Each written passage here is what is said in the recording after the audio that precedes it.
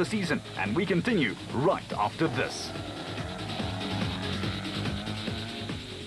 Vehicles from ABSA, going the extra mile to get you financed. Back with a Nissan Sugarbelt 400. And the defending national champ Duncan Vos was certainly making a fist of it too. Yeah, but he wasn't going to get given anything on a silver platter. Woolridge and Schothammer were chasing for all they were worth. And Vos's teammate, Norway's Ivar Tollefsen, was still looking for a first win in the South African series, so he wouldn't take his foot off the juice either. But he had a right flat back. With the Eastern Cape 500 winner Mark Renier having shed some body parts back on the road and firing on all cylinders. Yeah, but Ollie, look at this trouble for Tollefsen and Jordan, who even trained for exactly this eventuality, a flat tyre. And it didn't cost them more than 3 minutes, but quite a few places. Now Berthold was next, and watch Vermeulen playing rain tennis with his race notes. Ah, the life of a navigator in an open cockpit. The Mickerin boys were in the groove, and for this move went into third place as Jordan and Tollefsen battled to replace that flat. Sugarbelt and Helberg came through next, their hidden number a testimony to some of the mud and slippery sections the competitors had already encountered. Third in the specials was a handily placed Evan Hutchison and Achim Bergman in the Motorride Bat. But roll, they were looking over their shoulders as Hunter and Alberts were doing just that, hunting. Oh, but this wrong slot cost them valuable seconds, and in off-roading, everyone counts. Alfie was still battling his predisposition to taking it too easy in the Motorride SP. But you have to say, it looked like he'd gotten on top of it. Certainly, the Sugarbelts were up 3 places and their Zarko was asking for more rough stuff.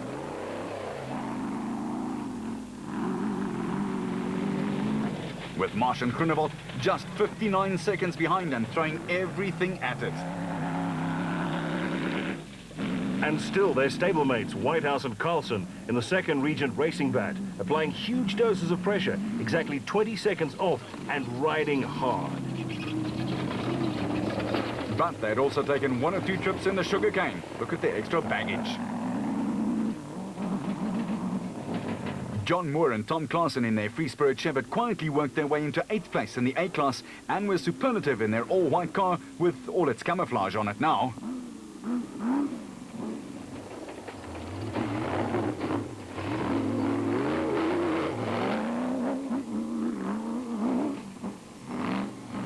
So now this time it was Visser and Badenhorst who had to replace a back tyre. While Taylor and Houghton were certainly finding their feet right above the pedals of that big Castrol Toyota. And Arnie, their stablemates were still working feverishly. Back at the designated service point, though, it was Vos who pulled in first, warming the cockles of the Nissan Motorsport manager Glenn Hull's heart.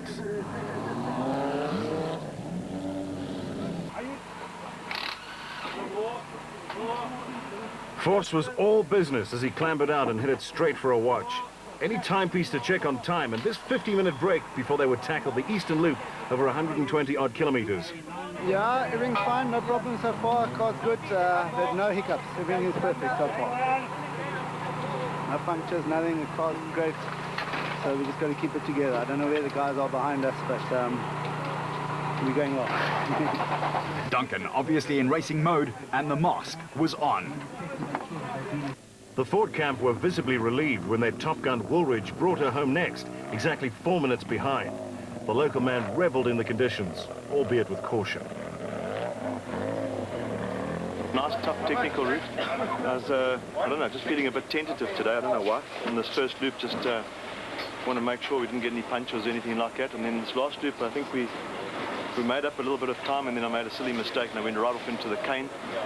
So we battled to get out of the cane a little bit, so I think we've lost a bit more time. But the main thing is the car's fine, there's no problems. We know what to expect now for the second lap, and we'll go again.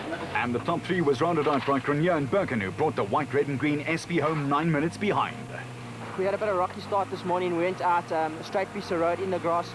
Somehow picked up a puncture, I'm not sure where, but we got the puncture changed and got going again, and then we picked up a fuel pressure problem. It kept cutting out, so it seems to have fixed itself miraculously. But we're pushing, so we'll see. We need to come back with some points. That's the plan. Berthold and Vermeulen were the first special home at the halfway stage of the Nissan Sugarbelt 400 and had a ball out there. No, it's going well. A couple of guys went off the road of the SP buckies. We started 7th, just behind all of them. 2 of them are gone. I think one of them was Tollefson, and the other one were Chris Visser went off the road, and another one was standing next to the road changing tires. So we're going well. I think we're leading far. We're just keeping the pace and see if we can get to the end now. End of the first section, so we must do the same road again so that we've done this morning. I think we can give it a clap. Hutchison and Bergman arrived next, just more than a minute behind in the first of the Motorride Stables cars. And then Alfie Cox drove into DSP right behind his teammate. There were lots of casualties out there. Not too eventful though. We've just sat in the same position. Quite a few people have broken down. Unfortunately, at the beginning of the second loop, our steering shaft seemed to be coming loose in my hands. I was pulling out of the dash, so it was a bit of a concern. So we had to back off a bit and try and push it in. So my arms are a little bit sore. But the car's still good, and 1 lap to go. I think we're still in third. Well, who knows where we are with the corrected time. But we're still in the same place we started this morning. So far, so good. Cox knows the terrain, but was still surprised by how rough it was.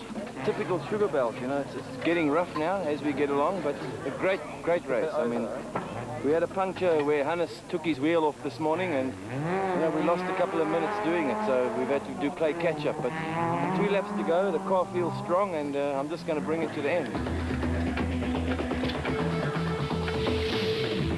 A more positive man you've never met. Meanwhile, this is what's known as running repairs. But when you're running too fast, you can get into trouble, as Mark Ferguson found out.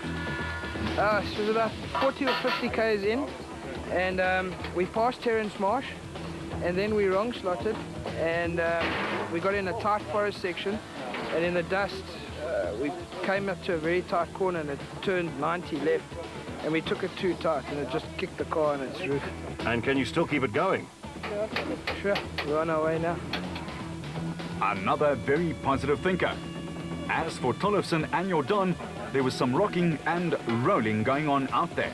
Actually, Arnie, it's more like rolling than rocking. Okay, well, you tell them that. Story is, we rolled. How did it happen, Yvonne? Driver's fault, didn't see the curve and went on the outside, and thought I had it, and then we flipped. All right, now you've lost a lot of time. Can it all be fixed in time? Yes, the car is nice, but we had the tow rope in the door which we were lying on, so we couldn't get it out until we borrowed a rope from someone else. Otherwise, we could have been there 20 minutes ago. So, car is no damage, just the pride. At least Ivar is honest. Anthony Taylor was even more forthcoming. You know, it's off-road. I ran out of road first, and then I ran out of talent and put it on its lid. What can I do? No, it was quite a slow roll. It was about the first one over here, just leaving the DSP was at about 20 k's an hour. Went a little bit sideways, got into a ditch, and it flipped onto its lid. Actually, just onto its side. And then the second one was about 20 k's from the end. It was a long sweeping corner, about 70 k's an hour. It wasn't that fast.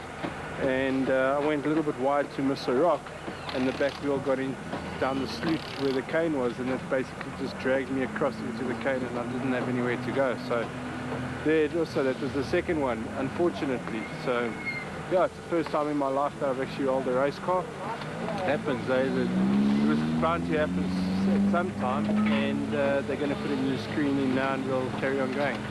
And that's in a career which almost spans 25 years. Krobler had his own trouble. Yeah, we in about 10 kilos in the first section.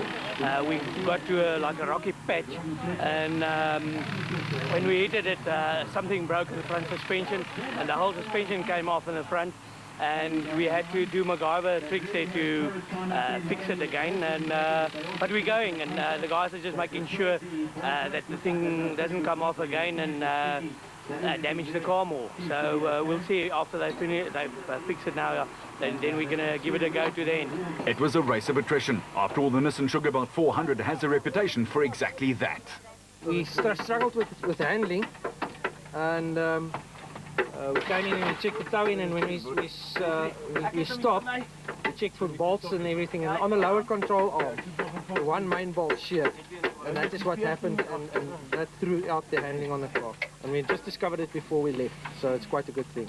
We wouldn't have made the next lap.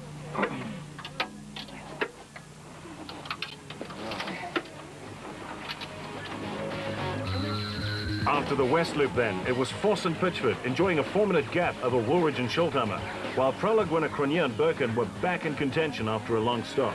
And in the specials, it was Berthold and Vermeulen who were being chased by Sugarbelt and Helberg, with Hutchison and Bergman right in the thick of things. The racing continues right after this. Vehicle and asset finance from Absa, going off the beaten